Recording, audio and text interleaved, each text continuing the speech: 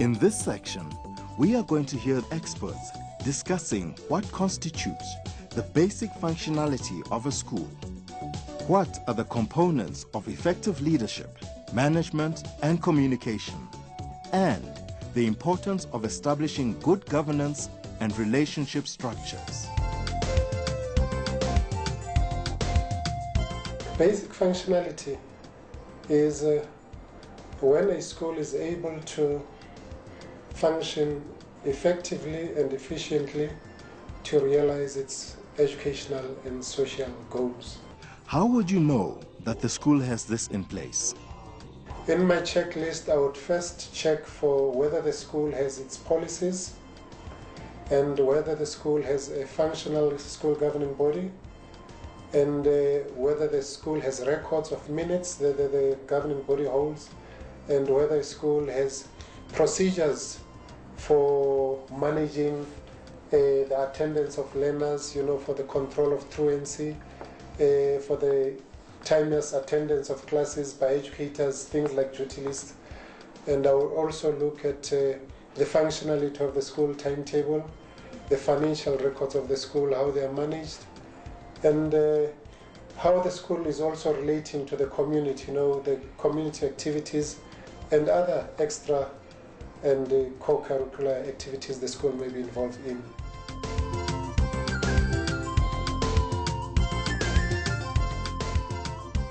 Well, a good principal will certainly be one who does have a vision, first of all. It is important because the bottom line is that you are leading. There are people that are leading, you are a leader.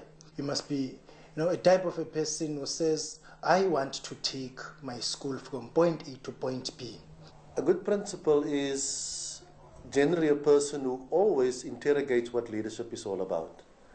He never defines himself completely in terms of now I'm a complete leader and a manager, of course, but he constantly seeks new ways of understanding the challenges that management and leadership requires in a changing world, in the global village, as it progresses. You see, the role of a principal is eclectic, really. It involves a lot of things. You become a public relations officer, you become a troubleshooter, you become almost everything. When we have our busy times like prize giving and end of term exams, I make sure that in good time the teachers have all their dates and deadlines so that they know the framework within which they are working.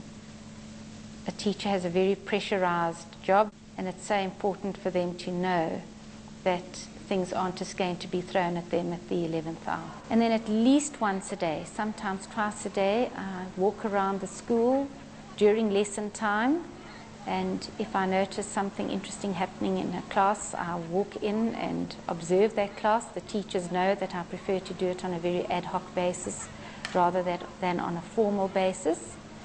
During break, I usually try and walk around the school again, just checking up on what's happening at the tuck shop and whether the girls are putting their litter into the bins, because I'm adamant that we must keep our environment very clean.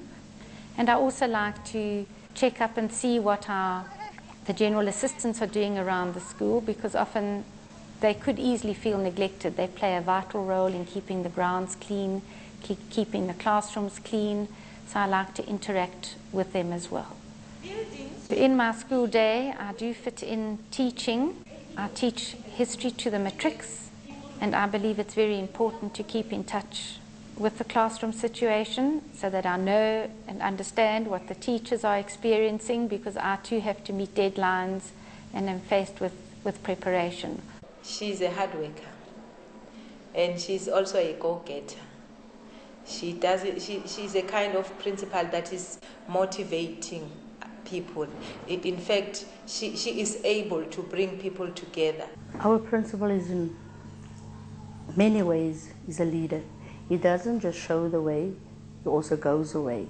And as far as the schoolwork is concerned, he always shows us how to do things. It's very much important in leadership to appreciate and to recognize your educators if they've done something good. You must not always blame. You did not do 1, 2, 3, but you must, even the smallest thing, if it is good, please appreciate. Mr. Stoffberg is also very serious about it, that if you come and work and you are employed at AZ Berman, you shouldn't have to wait for 2 or 3 months after you have taught here to receive a salary.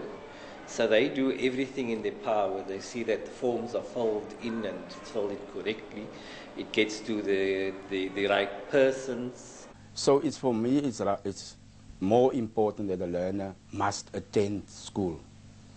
Nothing must stand in the way of the child not to attend school. So there mustn't be an excuse that I haven't got a uniform. If the parent can afford a uniform, good. But if the parent can't afford a uniform, the child must know that we will accept him as he is, as long as he attends school. So it's very, very important for me that they must become successful citizens of this country. We said that we have got a table whereby we've got 3 legs, which one leg is the teachers, and which another leg is the learners, and the other leg is the parents. You see, so it's very important nowadays that they must know that the school doesn't belong to the teachers and the principal. They are the people that must oversee everything in the school. So they can't stand apart from the school. They must be involved in every activity that the South African Schools Act wants them to play in the school. They want the learners involved in the school also, because the school is about the parents, the learners and the teachers. It's how we work with our teachers and also with our parents. We also work with them. So there is that cooperation. I go to the meetings just like every other RCL member. So basically we're the link between the teachers, the parents, the governing body and the learners themselves. Because their role is that one of governance. That is why we talk of school governing body. They make sure that they put in the roles as to when should the school begin and when should it end, and so on. The question of uniform, all those particular things are in the SGP part. But they drafted the policies, but they ensure that the SMT must implement. The governing body plays a very vital role in the running of a school. I always say that they're my support. If I don't get support from my governing body, then it would be very difficult to be effective in my job and to have job satisfaction. As the chairperson of the RCL, at certain times of the afternoon we have meetings with the SGB. There will be a couple of parents that are involved and about 2 to 3 teachers, including the principal, and 2 to 3 learners that is present at that meeting. We then listen to what the parents have to say or the teachers as a community has to say, and they ask us if it will agree with the students, and then we tell them like basically if that will do or if that will do, if they can go ahead with certain decisions or if they have to sit back because of how the students will feel, or if it will be at that right time, specifically that time, will it be appropriate for the students. I'm serving on this governing body, which I see as a very important figure, as a very important body, because we have to see to the beautification of the school, to the maintenance of the school, to interact with parents, pupils, and also with the Western Cape education officials. Of course, having good relationship with your parents means also that although we cannot financially reward them or give them a stipend for their work, we can give them other rewards in terms of inviting them to a staff dinner, for example, making them guests of honor at our valedictory service, or making them also a guest at our matric farewell and other school functions. And in that way, we sort of build a relationship with them to make sure that the work that they do for our school is appreciated.